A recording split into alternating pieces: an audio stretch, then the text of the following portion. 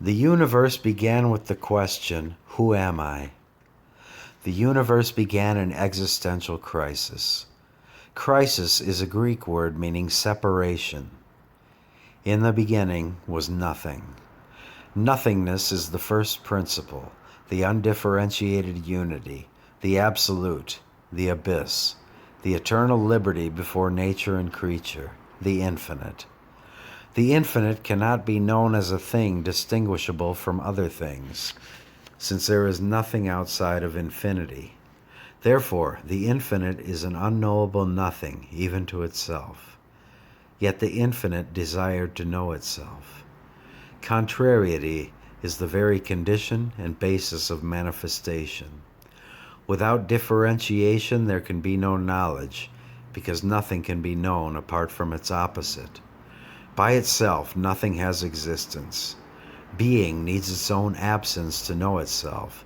To be is to be distinguishable, to be here and not there, to be now and not then, to be thus and not otherwise.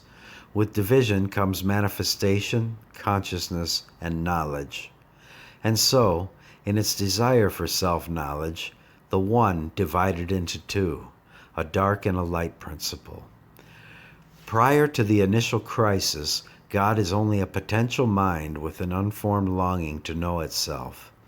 In the crisis, God splits into a matrix of opposites: light, dark, good, evil, positive, negative, eternity, time, birth, death, female, male, hot, cold, yes, no, I, you, individuality, universality, subject, object, determinacy, indeterminacy, continuity, discontinuity, being, nothingness, invariance, spontaneity, attraction, repulsion, gravity, levity, action, inertia, error, truth, division, union, all continually increasing in complexity as God acquires more and more information about himself.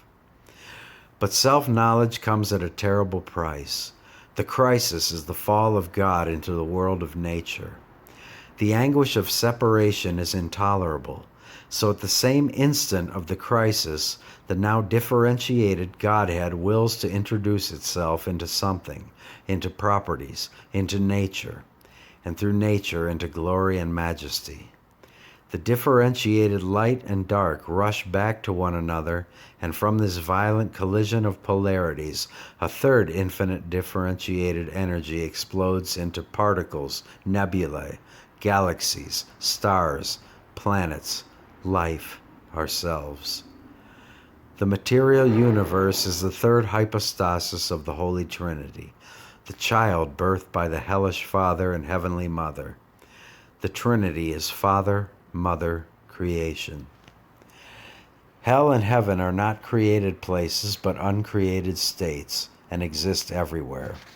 The universe is the middle world where opposing absolutes are reconciled. The material world was called by the ancients the fire world, because it exists to transform darkness to light. The fire is the love that flows between the Father and Mother. Jacob Boehme said, "The three first properties of nature are attraction, resistance, and whirling." Think of the whirl of courtship or of dancing. The love between the Father and Mother is an infinite between, with its center everywhere and its boundary nowhere. Thus we know that the universe is infinite. Astronomers will one day discover that the universe is without end and the number of galaxies infinite. How do I know all this? The same way you know it. God did not create us out of nothing, but out of God's self. We were there in the eternal generation of the Godhead and the birth of the cosmos. Or, more accurately, we are there. The birth of God is the only event. All things in heaven and earth are ever new facets of the eternal birth of God. All happenings are darkness reaching for light through the world of space-time. All phenomena are effects of the negative absolute striving for the positive absolute. All processes by which diffusion becomes oneness, Procreation, the formation of atoms, the birth of stars, DNA replication, all replicate the birth of God. The Godhead arose into manifestation out of the primal complete darkness of unconsciousness in just the same way that a child is born from its mother's womb. Our birth is a repetition of the birth of the cosmos. You, as a differentiated individual, were born into existential crisis because God was born in existential crisis. Your conflicts are God's conflicts. Your longings are God's longings. Your unquenchable curiosity is God's hunger for self-knowledge. Your romantic nature is the yearning of the Father and the Holy Spirit for one another. Your lusts are God's lusts. Your anger is the wrath of God against unrighteousness. Your darkness and light are God's darkness and light. Your spiritual aspirations are God's darkness longing to return to God's light. And you are the light that God is seeking. You are what you seek. Self-realization is God-realization. In your divided heart, as in the cosmos, the darkness and light continually rush toward one another, longing to return to their virginal unity. When it happens, when hell kisses heaven and darkness and light embrace, when opposites unite, the birth of God is completed. The fall of God into differentiation is the first movement of the birth of God. Reunion is its completion. The movement away from duality toward wholeness in personal experience is the movement of the whole universe toward a noetic omega. When the ego personality first experiences God consciousness, there may remain a sense of duality, I-God. But it is not the experience of a sinner trembling before a righteous God and withering under his ineffable light. Instead, there is a sense of familiarity, of remembrance, of homecoming, of taking a place at a table that has been saved for us all along. I remember, I am that. The ego personality feels a sense of kinship with the all, or rather, realizes its kinship with the all. It recognizes God as a fellow sufferer, fellow searcher, kindred nature, and ally. To our astonishment, we look into the abyss of nothingness and see friendly eyes gazing back at us. The Adam and Eve story is the narrative of the fall of God. The Holy Family is a symbol of divine reconciliation. It was the Holy Spirit who first tasted the tree of knowledge. God committed the initial felix culpa. The fall and redemption of the human race is the fall and redemption of the Godhead. The fall of man, that is, the division of human nature into soul and spirit, or consciousness and unconsciousness, light and darkness, which crisis is the source of all our troubles, sufferings, and longings for lost paradise, is a manifestation of the first movement of the birth of God, the division. Spiritual rebirth, or awakening, is a second movement of the birth of God, the reconciliation. Conventional religion has always insisted that God is all-powerful but somehow not responsible for evil. Yet the ancient esoteric wisdom teachers declared it self-evident that dark and light, evil and good are in God, since all qualities are contained in the infinite. And what the religious call evil is in fact a cosmological principle. To them, the more polite terms, negative absolute, or dark principle, were inadequate. The stronger term, evil, they said, was appropriate for the wrathful fire at the source of being. Evil is necessary as a resistance to the development of the cycle of the birth of God, a resistance which conditions the movement. Evil is the hidden dark power that gives movement to all things. Without it, there would be no life.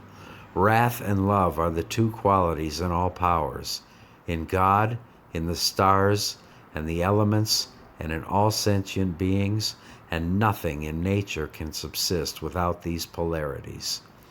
From this twofold source, everything has its mobility, springing, driving, aspiring, and growing. The meek light of the Holy Spirit is rest and peace.